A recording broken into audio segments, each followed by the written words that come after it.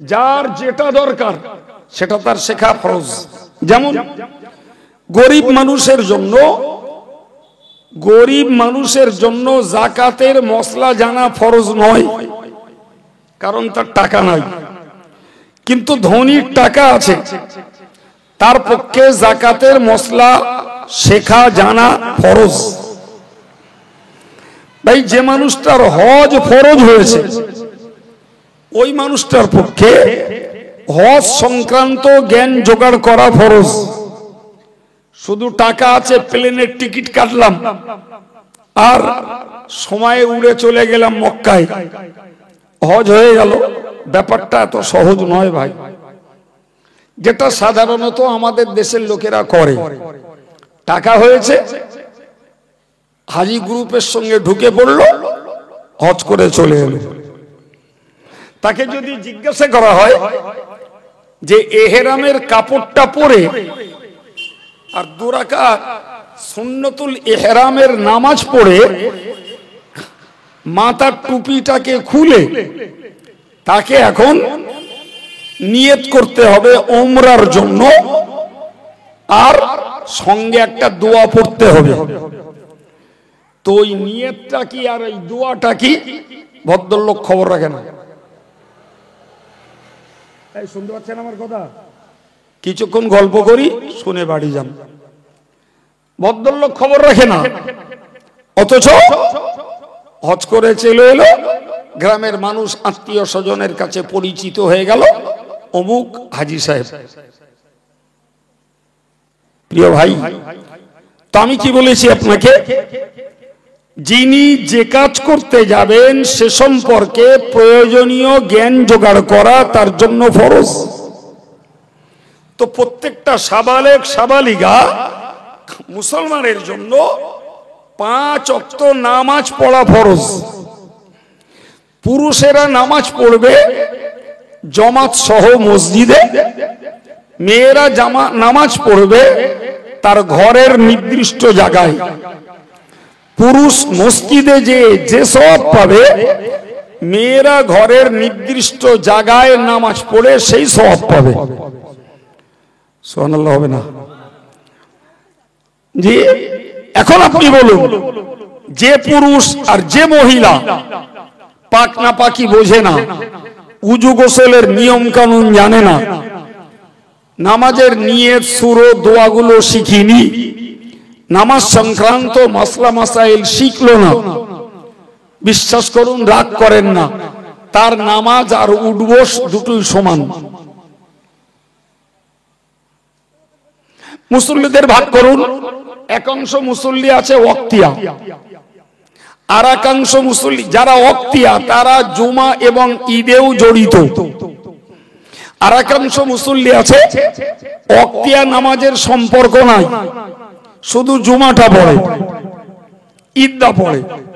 আর একাংশ মুসল্লি আছে না পড়ে ওয়াক্তিয়া নামাজ, না পড়ে জুমা, শুধু ঈদটা পড়ে। কথা ঠিক না বল? এখন ঈদের দিনে ঈদের ময়দান কানায় কানায় ভরা, জায়গা আরো একটু বড় হলে ভালো হয়। আচ্ছা বলেন, যারা জুমা পড়ে না, যারা ওয়াক্তিয়া নামাজ পড়ে না, ঈদের দিনে ময়দানটাকে এরা ভরিয়ে তুলেছে, আপনার মন কি বলে? এই নামাজের নিয়ত, নামাজের দোয়া, নামাজের সূরাগুলি, নামাজের তাসবিহগুলি, এ কি সব জেনে বুঝে নামাজ পড়তে গেছে মনে হয়? ও তো শুধু পরিবেশ রক্ষা করতে গেছে। সম্মানিত ভাইরা আমার, এই কথাগুলো আমি এই জন্যই শোনালাম, আপনাদেরকে শুনিয়েছি। বসিরহাট আল্লামা হুজুরের বাড়ি টাকি নারায়ণপুরে, ওইখান থেকে হেঁটে আসতেন এলেম শেখার জন্য, জ্ঞান অর্জনের জন্য। বসিরহাট টাউন হলে কম বেশি 12 কিলোমিটার রাস্তা, তখন পাকা হয়নি, তখন ঢালাইয়ের রাস্তা হয়নি, ছিল গোটাটাই কাঁচা কাদার রাস্তা। কম বেশি 6 মাস থাকতো কাদা, আর বাকি 6 মাস শুকালো থাকতো গোদা বাংলায় উদ্র খেদলো। ওই রাস্তা বয়ে হেঁটে আসতেন। আজকের যদি আমি কোড়াপাড়ার কোড়াপাড়ার ওই সমস্ত অজ্ঞ মূর্খ নামাজীদেরকে বলি, বাবা নামাজ তো পড়া ফরজ, তো ভাইরা এক কাজ করুন, মসজিদে ইমাম আছে, মুয়াজ্জিন আছে, আপনাদের সারাদিনের মার্কেটে কিংবা হাটকোলার কাজ শেষ করে দিয়ে মুয়াজ্জিন সাহেবের কাছে কিংবা ইমাম সাহেবের সঙ্গে একটু সময় নেন। আমরা 20টা যুবক কি 20টা মানুষ আপনার কাছে এশার নামাজ পড়ে আধা ঘন্টা, পৌনে 1 ঘন্টা, 1 ঘন্টা বসবো এবং আমাদের অজানা জিনিসগুলোকে একটু শিখবো, যাতে আমরা চোখলা নামাজটা পড়তে পারি। একটু বুকে হাত দিয়ে বলুন না, কোড়াপাড়া মানে বিরাট বদ্ধিষ্ণ গ্রাম, তার মানে আমি বিশ্বাস করি না যেতনা পুরুষ রয়েছে এরা নামাজ কালামের মশলা আর পাকনা পাকি আর উজু গোসল সবাই জানে। রাগ করছেন আমার কথায়? চ্যালেঞ্জ করেন আমার সঙ্গে। আমি জুমার দিন ওই মসজিদের গেটের সামনে দাঁড়াবো, আর যেতনা লোক বার হবে একটা করে নামাজের মশলা জিজ্ঞাসা করব। যদি 100 জনের মধ্যে 70 জন ফেল না করে, ওইখানে শত শত লোকের সামনে উদ্ঘোষ করব।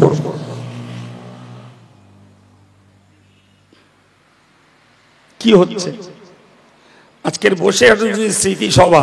আমি তো সবে তার জীবনের গোড়ার খাতায় হাত দিলাম, সেখানে হাত দিয়ে দেখছি তিনি এলেম অর্জনের জন্য দিনে 12 মাইল পথ এসেছেন আর 12 মাইল পথ বাড়ি ফিরে গেছেন।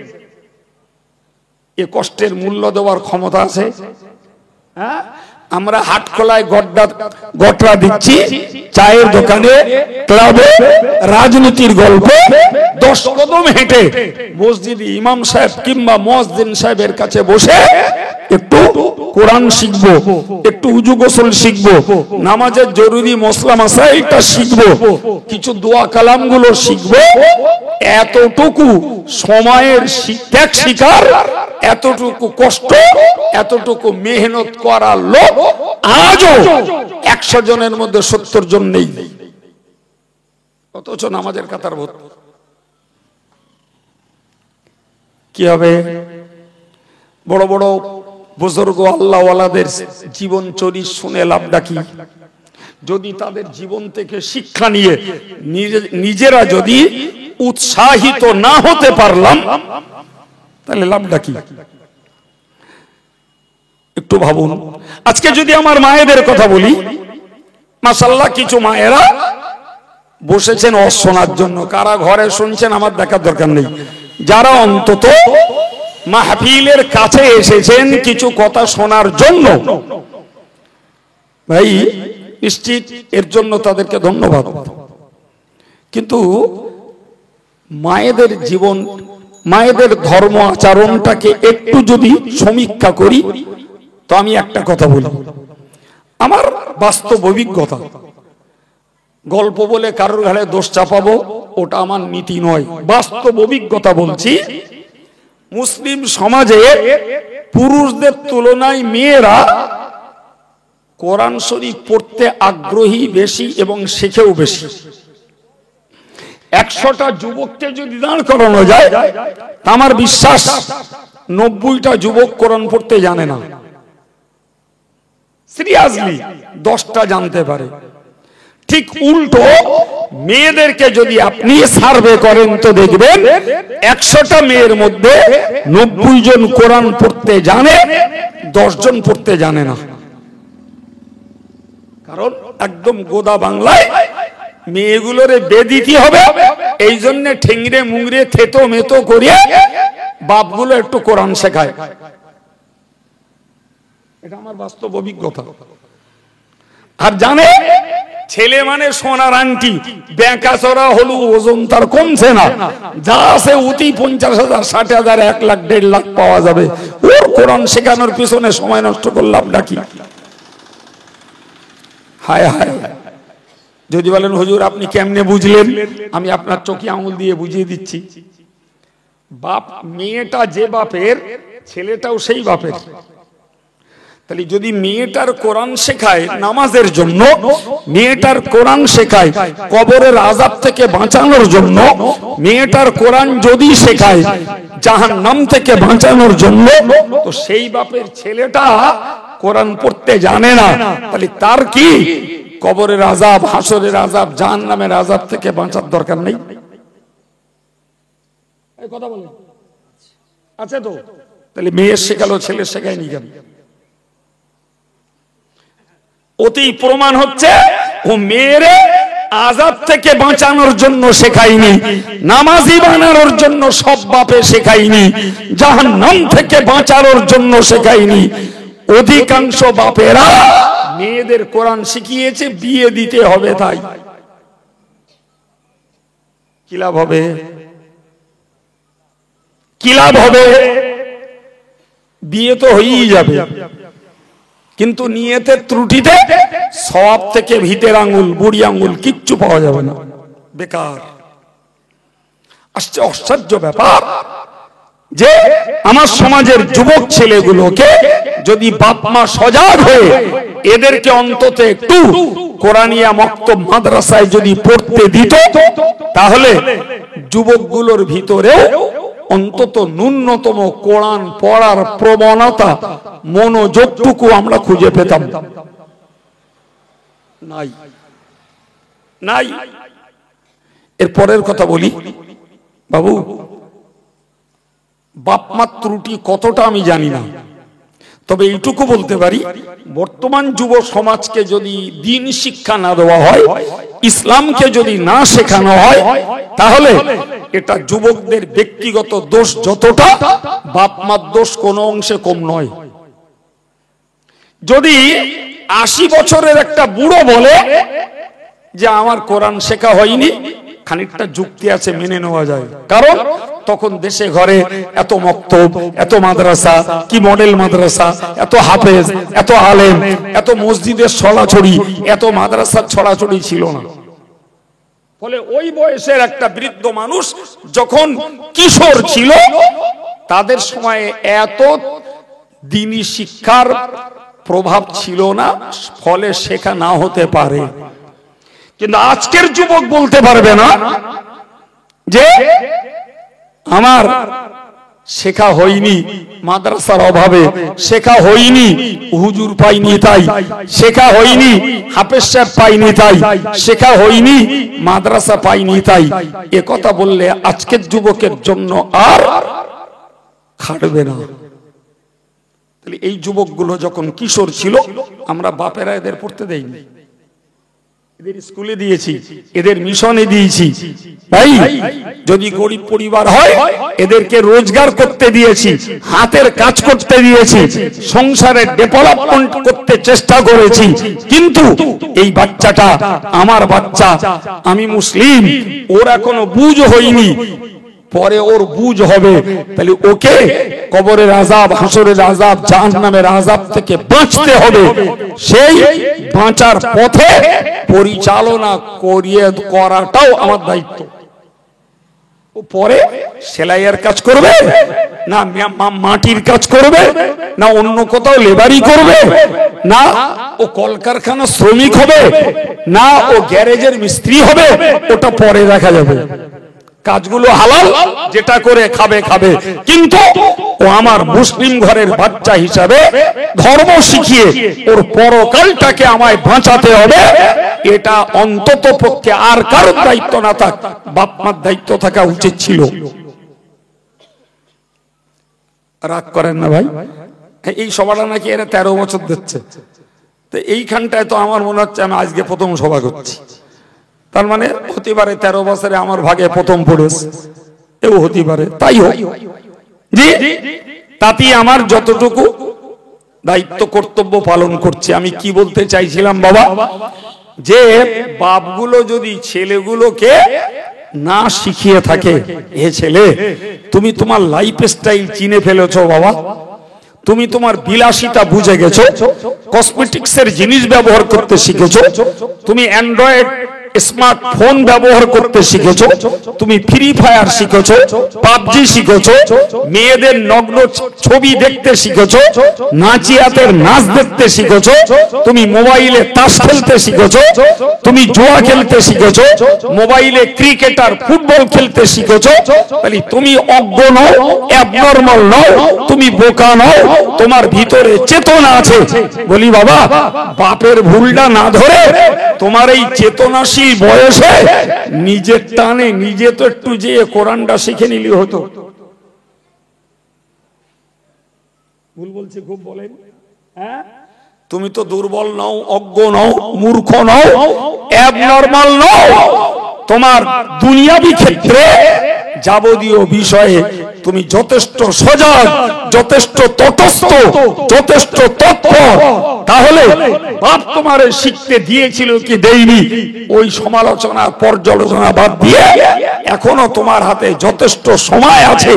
তুমি তো ইচ্ছা করলে নিজের কবর, নিজের হাসর, নিজের মিজান, নিজের সিরাত, নিজের জাহান্নাম থেকে বাঁচার জন্য তুমি প্রয়োজনীয় জ্ঞানটা তো বাবা অর্জন করতে পারতে।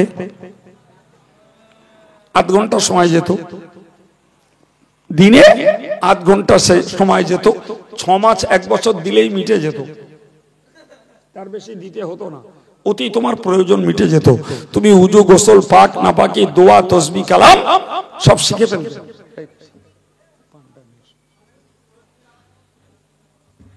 অনুরোধ করে বলি, আমি গোড়ায় বলেছি, কোন মহামনীষী বড় বড় মানুষদের স্মৃতিচারণ করলে তাদের থেকে শিক্ষা নিতে হয়, আর ওই শিক্ষাটা কাজে লাগালেই আমাদের জীবনটা সুন্দর হয়। সম্মানিত ভাইরা আমার, আমি পরক্ষণেই মায়েদেরকে বলবো, সমাজটাকে খোঁজ করলে দেখতে পাওয়া যাবে এই সমাজে বেহায়া মহিলা রয়েছে, বেলেল্লাপনা মহিলা রয়েছে, বেপরদায় ঘোরা মহিলা রয়েছে, রাস্তার উপরে ড্যাং ড্যাং করে বেড়ানো মহিলা আছে। এই সমাজে মাজায় কাপড় বেঁধে ঝগড়া বাঁধানোর মহিলা আছে, সমিতি করার মহিলা আছে। এই সমাজে ব্যাংকে যাওয়ার মহিলা আছে, ডাক্তার বাড়ি যাওয়ার মহিলা আছে, বেবাড়ি নায়িকা সেজে যাওয়ার মহিলা আছে। এই সমাজে রীতিমতো আন্দোলন করতে যাওয়ার মহিলা আছে। আছে না? না, এরা কারা? এরা কারা?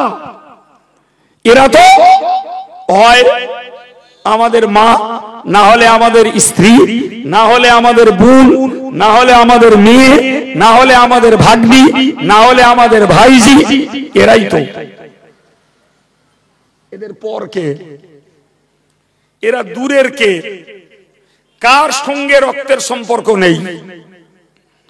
যে কটা সম্পর্কের নাম বললাম, মা, মেয়ে, বোন কিংবা ভাগ্নি, ভাইজি, যেই হোক, কিংবা নিজের স্ত্রী, সবার সঙ্গে আমাদের এতটা গাঢ় সম্পর্ক যে একে অপরের সঙ্গে ব্লাডের সম্পর্ক। আচ্ছা, আমার ঘরের মায়েরা যদি আমি এই যে কথাগুলো বললাম এই জাতীয় কোনো কাজ করে তারা যদি জাহান্নামী হয় বাবা, তাহলে সেটা কি আমাদের একটু লাগা উচিত না? একটু কথা বলেন। আমার বউটা জাহান্নামে যাবে, আমার কলিজার টুকরি আদরের দুলালি মেয়েটা জাহান্নামে যাবে, আমার ভাইজিটা জাহান্নামে যাবে, আমার বোনের মেয়েটা জাহান্নামে যাবে। তো এগুলো কি নিজেদের বিবেকে একটু দংশন করা উচিত? তো এরা তো পর না, এরা তো আদিবাসী না, এরা তো গুজরাটের মারাঠি না, যে এরা তো আমার ঘরে, এরা মুসলমান, এরা কলেমা পড়াবে।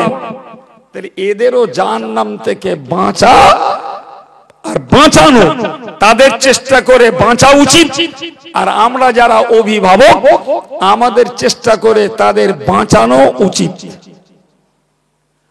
প্রিয় ভাই, খুব গভীরতার সঙ্গে বুঝে বলুন তো, যে সমাজে এই জাতীয় অপরাধী মহিলা আছে, আমি আল্লাহর প্রতি ভরসা করে এটাও বলতে পারি, ওই সমাজে আল্লাহওয়ালি, দিনদার, পরেশগার, পর্দানসীনা, কোরআন পড়তে পারে এমন অনেক মা আছে। আছে না নাই? আচ্ছা, আজকের আমার সমাজের ধর্মহারা, কোরআন ভুলে যাওয়া, ইসলাম ভুলে যাওয়া, বাকি ঘরের মেয়েগুলো যদি এরা মসজিদে ইমামের কাছে যাবে না, ওরা মসজিদের মুয়াজ্জিন সাহেবের কাছে যাবে না, ওরা যদি মনে করত আমার রান্নার শেষে, আমার কাজের ফাঁকে, আমার অবসর পিরিয়ডে আমার অমুক জাত সে ভালো নামাজি আল্লাহওয়ালি, আমি ওর কাছে যে একটু বসবো, আব্বাদের বাড়িতে যা শিখেছিলাম সেগুলো ভুলে ভেলে গেছি, ওর কাছে যে যে একটু উদ্ধার করব, নামাজটা পড়বো, একটু জিকির করব, একটু তাসবিহ পড়বো, কিংবা আমার অমুক চাস্ত শাশুড়ি কি আমার নিজের শাশুড়ি, সেও ধার্মিকা, সেও আল্লাহওয়ালি, তো আমার কাজের ডিউটির পরে আমি নিজের পরকালটাকে বাঁচানোর জন্য ওই শাশুড়ির কাছে যে একটু বসবো। খোঁজ নেন তো কটা পরিবারে, কটা মহল্লায় এই ধর্ম অবুঝ মেয়েরা ধর্ম বুঝদার মায়েদের কাছে যে নিজেদের পরকাল কবরের স্বার্থে কিছু শিখেছে।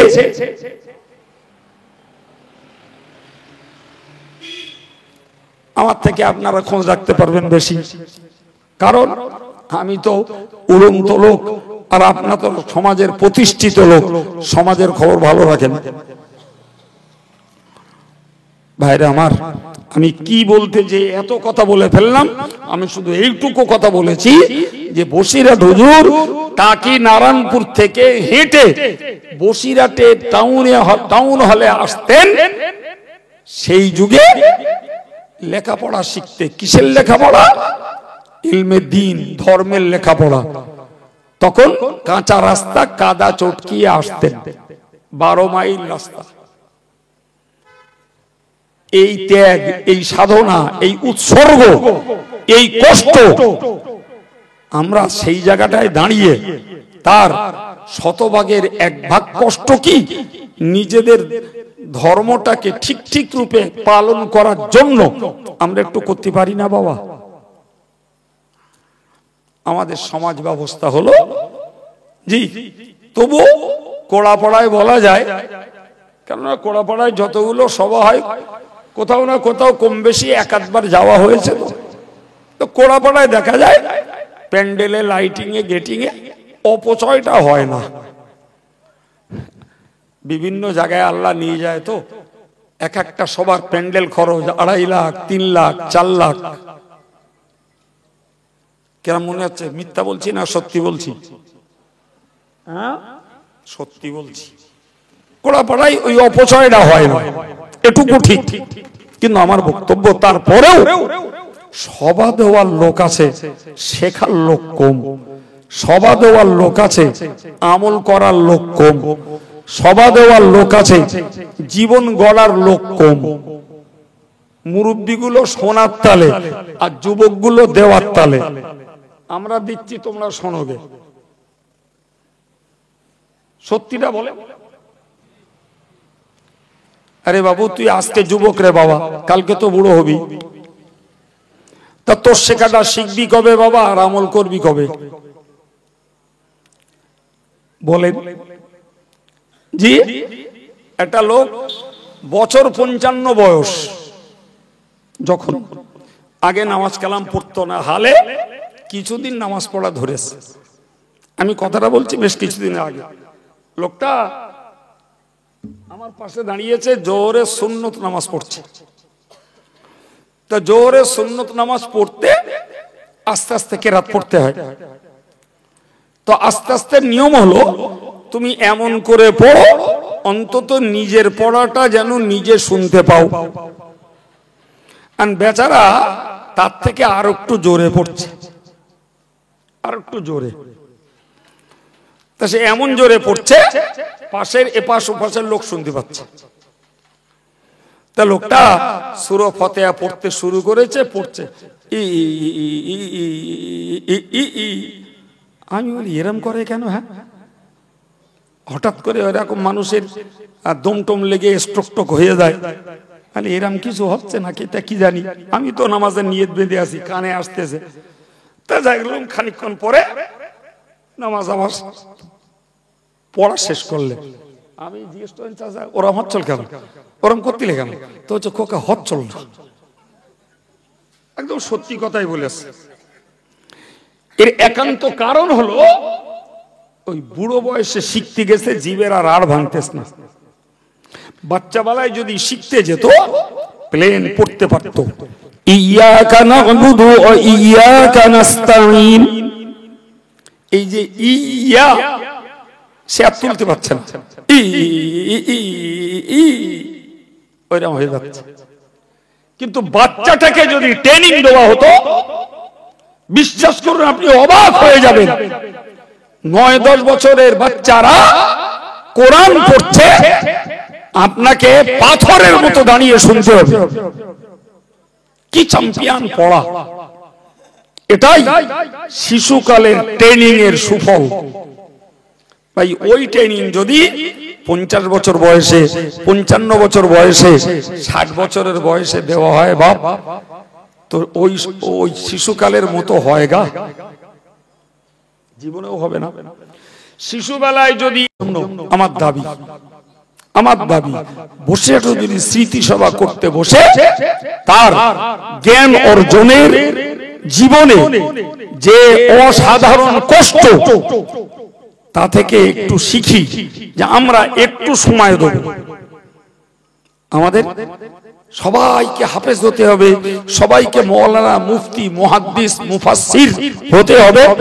আল্লাহ এই বোঝা, শরিয়ত এই বোঝা কারোর ঘাড়ে চাপিয়ে দেয়নি। তোমার হাফেজ, মাওলানা, মুফতি, মুহাদ্দিস কিচ্ছু হতে হবে না বাবা, তুমি শুধু নিজের ইবাদত আমলটাকে ঠিকঠাক করতে পারো, ওইটুকু শেখো। রাগ করেন না, বিশ্বাস করুন এখনো আমার ধারণা অনেক নামাজি মা এবং ভাই বোন পাওয়া যাবে দোয়ায় কুনুত কারে বলে জানে না, অথচ দোয়ায় কুনুত পড়তে হয় বেতেরের নামাজে, আর যে বেতেরের নামাজটা পড়া ওয়াজিব, তার ভিতরের একটি দোয়া হলো দোয়ায় কুনুত। শুনলে হয়তো বলে কি জানি খায় না মাকে, তা তো জানি না। আমি আপনাকে বলবো, আমি বুড়ো বয়সে হোক, শিক্ষার প্রতি একটু মন দিতে হবে, জ্ঞান অর্জনের প্রতি একটু মন দিতে হবে। বাজার ঘাটে অযথা সময় অপচয়টা বন্ধ করতে হবে, ক্লাবে অযথা সময় অপচয় বন্ধ করতে হবে। আপনাদেরকে কি কথা বলবো আর কতটুকুই আমি আর জানি, আর কি বা বলতে পারি। জি, যাদের বাড়ির পাশে বাজার হাট খোলা, সর্বনাশ এদের বেশি। যারা হাট খোলা বাজার থেকে একটু ভেতরের দিকে বাস করে, বিশ্বাস করুন ওদের পাপ কম। এই আমার কথা মানবেন না, ওরা বাজার ঘাটে কম ওঠে, ফাউ কম বকে, বাজে গল্প গুজব গান বাজনার আওয়াজ কানে কম ঢোকে, এবং অবৈধ চিত্র ছবি ওদের চোখে কম পড়ে। আর আমরা বাজারের উপরে যেমন শুনছি অশ্লীল কথাবার্তা, তেমন গান বাজনার আওয়াজ, হয়তো খোলাপাড়া হাটখোলার তুলনামূলক ভালো, যেহেতু বলতে পারা যায় 100% মুসলিম অধ্যুষিত। ভাই সেই সঙ্গে বিভিন্ন গল্প গুজবে পার্টনার হলো, কাদাকানিক পাপ জোগাড় করে বাড়ি গেলাম। এমনও লোক আছে যাদের হাটখোলায় না এলি ভাত হজম হবে না, কাজ নেই বলো, এমনি আসবে। সম্মানিত ভাইরা আমার, আমি অনুরোধ করে বলবো, মনে রেখে দিন, প্রিয় নবী বলেছেন শাররুল বিকাই আসওয়াকুহা, तमाम পৃথিবীর সবথেকে নিকৃষ্ট জায়গা হলো বাজার। বাজারের মতো ঘৃণ্য নিকৃষ্ট জায়গা আর নাই। অথচ আমি কেন, আপনি কেন, আমিও প্রত্যেকেই বাজারে যেতে বাধ্য, বাজারে নিত্য প্রয়োজনীয় জিনিস কিনতে যাই। তাই আমার মনে রেখে দিন, যতটুকু কাজ মেটাতে সময় লাগে এর বেশি সময় বাজারে দেওয়া কোনো বুদ্ধিমানের কাজ নয়। কত মানুষ আছে 1 কাপ চা খায় আর 2 ঘন্টা গল্প করে আর 1 কাপ চা খেয়ে দেয়, বাড়ি যায় 3 ঘন্টা পরে। এই বদঅভ্যাস যদি না ছাড়তে পারি, জীবনে গোনা থেকেও বাঁচাও মুশকিল, আর হাট খোলাটা ছেড়ে মসজিদে যে আলিফ বে করে বইটা পড়বো আর ইমাম মুয়াজ্জিনের একটু সহযোগিতা নেব, এই মানসিকতা জীবনেও তৈরি হবে না। জি, ক্লাবে ক্যারাম বোর্ড পুট চলছে, টিভি চলছে, কেউ তাস পিটছে, কেউ টিভি দেখছে। ভাই, এই হলো একটা ক্লাবের চিত্র। কি করে আমরা শিক্ষার প্রতি মন দেব? বয়স্ক হন, পুরুষ কিংবা মহিলা, মনে রাখবেন, মনে রাখবেন রাসূল করিম সাল্লাল্লাহু আলাইহি ওয়াসাল্লাম যখন কোরআন প্রচার করেছিলেন, মক্কার সকল মানুষের বয়স এক সমান ছিল না বাবা। রাসূলের মজলিসে বসে 10 বছরের বাচ্চা ছেলে কোরআন শিখেছে, ওই মজলিসে বসে 73 বছরের বৃদ্ধ কোরআন শিখেছে। ওই 73 বছরের বৃদ্ধটার একবারও লজ্জা লাগেনি 10 বছরের বাচ্চার মজলিসে বসে কোরআন শিখতে। মনে রাখবেন, হাদিস শরীফ এসেছে, রাসূলুল্লাহ বলেছেন শিফাউল আইয়া সওয়াল, হুজুর বলেছেন ও সাহাবীরা তোমরা মনে রাখো, মূর্খের ঔষধ হলো অজানা জিনিসটাকে জিজ্ঞাসা করে জেনে নেওয়া। সুবহানাল্লাহ। সংসারের কত কিছুই আমরা জানি না বাবু, যে জানে তাকে পয়সা দিয়ে করিয়ে নেই, এটাই সিস্টেম। আমি এখানে হুজুরগিজি করছি, ইলেকট্রিক কাজের বেলা ইলেকট্রিক মিস্ত্রি তেল বলছি, ওটা আমি বুঝি না। রাজমিস্ত্রিকে তেল বলছি, আমার ঘরটা বানিয়ে দিতে হবে, ওটা আমি বুঝি না। জামা তৈরি করার জন্য দর্জির কাছে ধর্ণা দিচ্ছি, ওটা আমি বুঝি না। তাই সংসারের ক্ষেত্রে যেটা জানি না, যেটা বুঝি না, যে জানে তার কাছে ধর্ণা ধরি, পয়সা দিয়ে তার কাছ থেকে কাজ উদ্ধার করাই। এটা তো 60 বছরের দুনিয়া, অনন্তকালের পরকাল আমি বুঝি না, আমি জানি না। যারা জানে প্রয়োজনে দুটো পয়সা খরচা করবে, তার কাছ থেকে জেনে নিয়ে আমার মূর্খতাটা সারাবো, পরকালটাকে বাঁচাবো। তবে তো এই সভাগুলো করে তাজা টাটকা লাভ নিয়ে বাড়ি যাওয়া যাবে। খিচড়ি খাওয়া লাভ না, ও তো আজকে রাত্রি এই চেম্বারে, সকালবেলা আর এক চেম্বারে, ও হয়েই গেল, ওতে কি লাভ? লাভ তো হলো জ্ঞানের চেম্বারে দুটো জ্ঞান ঢোকাতে হবে, আর ওইটাকে কাজে লাগাতে হবে। প্রিয় ভাই আমার, আমি আপনাকে এই জন্যই বলতেছিলাম, শিক্ষার জন্য, দিনের জন্য একটু কষ্ট চাই। আল্লাহ পাক কোরআন শরীফে বলেছেন ফাসআলু আহলা যিকরি ইন কুনতুম লা তা'লামুন, তোমরা যেটা না জানো, তোমরা যেটা না জানো, যারা কোরআনের জ্ঞানে জ্ঞানী, বিজ্ঞ যারা, এদের কাছ থেকে জিজ্ঞাসা করে জেনে নাও। আপনি শুনলে অবাক হয়ে যাবেন। রাসূলুল্লাহ এক সময় বলেছিলেন নিমান নিসাউ নিসাউল আনসার, হুজুর বললেন মদিনার মেয়েরা খুব ভালো মেয়ে, মদিনার মেয়েরা ভালো মেয়ে, উত্তম মেয়ে। এখন রাসূল যদি ওই পর্যন্ত বলতেন, তাহলে আমরা যা বুঝদার আর পণ্ডিত কত রকমের ব্যাখ্যা করতুম তার ঠিক নেই। কেউ বলতুম মদিনার মেয়েদের দেখতে সুন্দরী, ওই জন্য নবী ভালো বলেছে। কেউ বলতো মদিনার মেয়েরা টল ফিগার, ওই জন্য মদিনার রাসূলুল্লাহ ভালো বলেছে। কেউ বলতো মদিনার মেয়েরা খুব হেলদি, স্বাস্থ্যবতী, ওই জন্য রাসূলুল্লাহ ভালো বলেছেন। কত রকমের ব্যাখ্যা আমরা করে ফেলতাম, তার ঠিক ছিল না। আমার নবী নিজেই ব্যাখ্যা দিলেন, লিআন্নাহুন্না লাম ইস্তাহিনা ইয়াতাফাক্কাহনা ফিদ-দ্বীন আও কামা ক্বালা। প্যারে নবী বললেন মদিনার মেয়েরা এই জন্যই ভালো, তারা ধর্মটাকে শিখতে, ধর্মটাকে জানতে, ধর্মটাকে বুঝতে তারা একবারও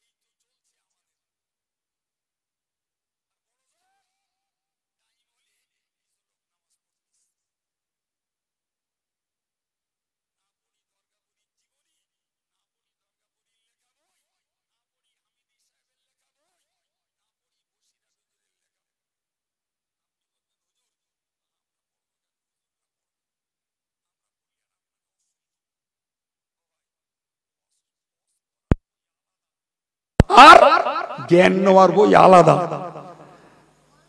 এই বুঝতে পারেননি কথা? আপনার যেটা দরকার সেটা পড়তে পারতেন।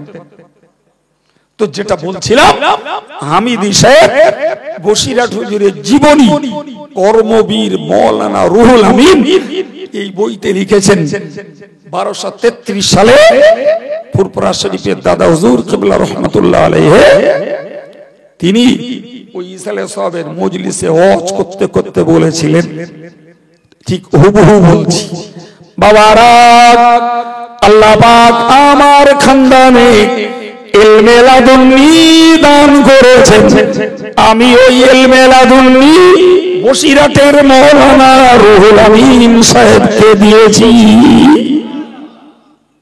দাদা হুজুরের বক্তৃতা, আল্লাহ আমাকে দিয়েছেন ইলমে লাদুন্নি। সুবহানাল্লাহ। আমি সেই ইলমে লাদুন্নির ফয়েজ বসিরহাটের মৌলানা রুহুল আমিন সাহেবকে দিয়েছি। তাহলে ছাত্র জীবনে পেয়েছেন হযরত খেজর আলাইহিস সালামের ইলমে লাদুন্নির প্রবাহ ফয়েজ, আর আধ্যাত্মিকতার জীবনে তার পীর ফুরফুরা শরীফের মুজাদ্দিদে জামান আলা হযরত দাদা হুজুর কিবলার ইলমে লাদুন্নির ফয়েজ। জোরে বলেন। হ্যাঁ বাবু, বসিরহাট হুজুর আলেম, আর কোড়াপাড়াতেও আছে কত আলেম, দেশেও কত আলেম রয়েছে। জি, আলেমে আলেমে গিজগিজ করছে, আলেমে আলেমে ঠুলোঠুলি হচ্ছে। ভুল বলছি না ঠিক বলছি? আপনার এই কথা শুনবার পরে কি মনে হয় যে বর্তমান সমাজের মৌলানা মুফতি আলেম নামে পরিচিত আর বাঙালি মুসলমানদের একজন ধর্মীয় ড্রাইভার, হানাফি মাযহাবের ব্যারিস্টার, জি আলেমে দ্বীন এবং আধ্যাত্মিকতার আরেকজন গুরু বসিরহাট আল্লামা রুহুল আমিন সাহেব রহমাতুল্লাহ আলাইহি, তার পাশে বর্তমান কালের আলেম উলামাদের ঘেঁষবার মতন যোগ্যতা আছে বলে মনে হয়? যদিও কপাল পোড়া কিছু আলেম আর কিছু সাধারণ লোক, এরা মনে করে আমরাও আলেম, বসিরহাট হুজুরও আলেম, বসিরহাট হুজুর যা বলে গেছে তাই করতে হবে, তার মানে কি আমরাও তো নতুন কিছু গজাতে পারি। বুঝিয়ে দিলে আর একদল লোক চারটি লেগে গেল। এই হচ্ছে কথা বলছেন না কেন? তো আজকের এই সভা বসিরহাট হুজুরের স্মৃতিচারণের জন্য আমি তার স্মৃতি থেকে শুধু জ্ঞানের উপরে দুটো কথা বলেছি। একটা বলেছি জ্ঞান সঞ্চয়ে তার কষ্ট, আর একটা বলেছি জ্ঞান পাওয়াই আল্লাহর দান। কি পেয়েছেন? আল্লাহর ইলমে লাদুন্নি, যার মাধ্যমে এদিকে খেজর আলাইহিস সালাম, ওদিকে তার পীর দাদা হুজুর কিবলা, বিনিময়ে উপকার কোথায়? তামিলনাড়ুর কন্যাকুমারী, আর কোথায়? বাংলাদেশের বরিশাল। এই জায়গা ছুটে বেরিয়েছেন এই বাঙালি সমাজটাকে কুসংস্কারের অন্ধকার থেকে তুলে এনে হেদায়েতের আলোয় দাঁড় করাবার জন্য। মারা তো যাবেন, গেছেন, কিতাব লিখে রেখে গেছেন কিয়ামত পর্যন্ত বাঙালি মুসলমানের চোখ ফুটিয়ে দেওয়ার জন্য। আমরা তার ওয়াজ শুনিনি, বইগুলো আমাদের কাছে মওজুদ। ওটাই তার ওয়াজ, ওটাই তার জ্ঞানের ভান্ডার। ওখান থেকেই তাও পাওয়া যাবে তার একনিষ্ঠতা, তার মতবাদ। আমি বইটাকে ফলো করব, ওটাই আমার জীবন, আমি সঠিক পথে দাঁড় করাতে পারবো। ঠিক না? একদম। আমরা দাদা হুজুরের ওয়াজ শুনিনি, দাদা হুজুরের ওসিয়ত মরার আগে যা করেছেন সেইগুলোকে কোট করে বসিরহাট হুজুর দাদা হুজুরের জীবনীতে লিখে দিয়েছেন। আজকে যদি দাদা হুজুরের ওসিয়ত উপদেশ 57টা যদি এই বাঙালি মুসলমানের বাচ্চাগুলো বসিরহাট হুজুরের কিতাব দাদা হুজুরের জীবনীটা খুলে পড়তো, আর 57 রকমের ওয়াজ যদি মুসলমান যুবক যুবতী আর বুড়ো বুড়িরা যদি আমল করত, এদের জীবন আল্লাহ আল্লাহ রসুলের কাছে প্রিয় হতো। কথা বুঝে আসছে? হ্যাঁ, বার্তা কথা আর বলবো না। জি ভাই, দুঃখজনক কথা হলো আমরা একটু মেহনত করব না, একটু সময় দেব না, একটু অর্থ খরচ করব না, এবং জ্ঞান থাকতেও ধর্মীয় বই পুস্তক পড়ব না। এর মতো অন্ধত্ব আমাদের নসিবে আর কি থাকতে পারে? আল্লাহ পাক যুবকগুলোকে একটু শিখতে তৌফিক দেন, শিক্ষিত গুলোকে অন্তত পক্ষে দাদা হুজুরের ওসিয়ত, বসিরহাট হুজুরের জীবনী, দাদা হুজুরের জীবনী, জি অন্যান্য নামাজ কালামের মসলা মাসাইল, এগুলো একটু শিখতে, আল্লাহ পড়তে একটু মন দেন। মেয়েদের জন্য, ছেলেদের জন্য নামাজ শিক্ষাটা পড়া বলি, ফতোয়া আমিনিয়ার মসলাগুলো পড়া বলি।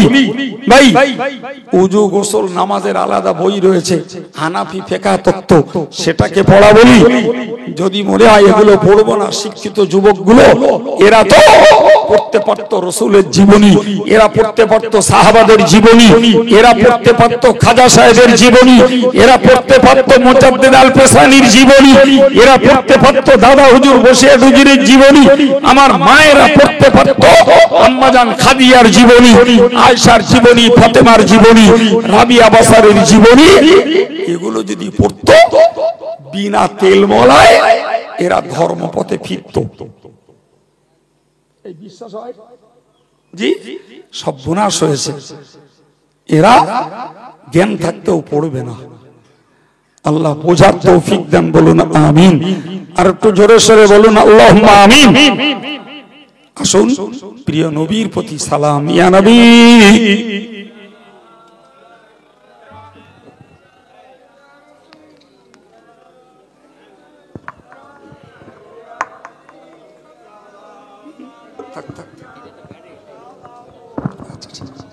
ও ফ্যানটা চালিয়ে দেবো।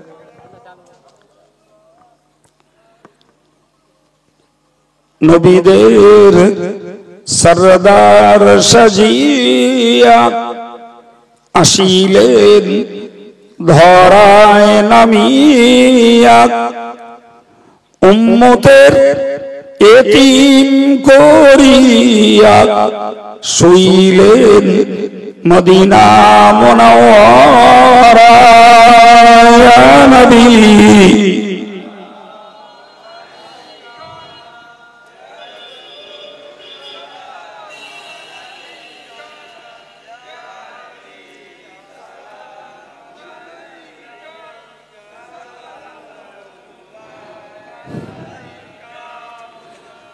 আমরা যে নবীর দিওয়ানা, তিনি যে মোদের ঠিকানা। কবে যাব আবার মদিনা, পাঠালাম সালাম মেরে নজরানা। ইয়া নবী,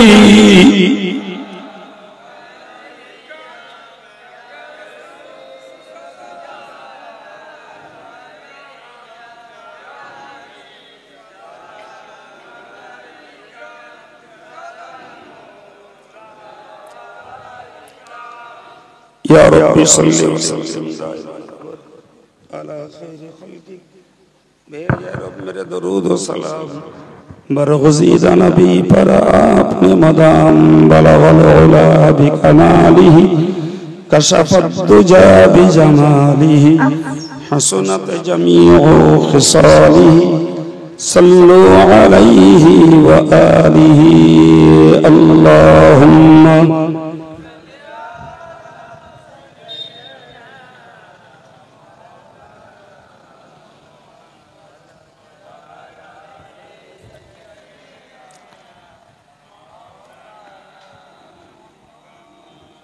সম্মানিত ভাইরা, প্রিয় ছেলেরা, মায়েদেরকে বলবো, যারা এখনো পর্যন্ত জামিয়া রহমানিয়ার বাৎসরিক সদস্য হননি, তাদের কাছে আমার একান্ত অনুরোধ, বছরে 100 টাকা পারুন, 200 টাকা পারুন, একটা করে বাৎসরিক সদস্য এই বৃহত্তম প্রতিষ্ঠানটার সঙ্গে জুড়ে থাকার জন্য একটু হন। এই মসজিদের কাছে হলেই হয়ে যাবে। এইটুকু আপনাদের কাছে আমার দাবি রইল। জামিয়া রহমানিয়া বর্তমান দেশের সুবৃহৎ ইসলামী উচ্চ শিক্ষা প্রতিষ্ঠান। তো সেই প্রতিষ্ঠানটার স্থায়ী একজন খাদেম হিসাবে নামটাকে নথিভুক্ত করতে মেয়েরা পারুন, ভাইয়েরা পারুন, ছেলেরা পারুন, একটা সদস্য হবে, এইটুকু দাবি আপনাদের কাছে রাখলাম। ভাই ভাবে বুঝছি আপনাদের জন্য তাবাররুকের ব্যবস্থা হয়েছে, আমারে যদি কেউ বলিনি, আমি ভাবে বুঝতে পারছি। তো দোয়ার শেষে আপনাদের সকলকে তাবাররুক গ্রহণের দাওয়াত দিচ্ছি। দরুদ শরীফ আল্লাহুম্মা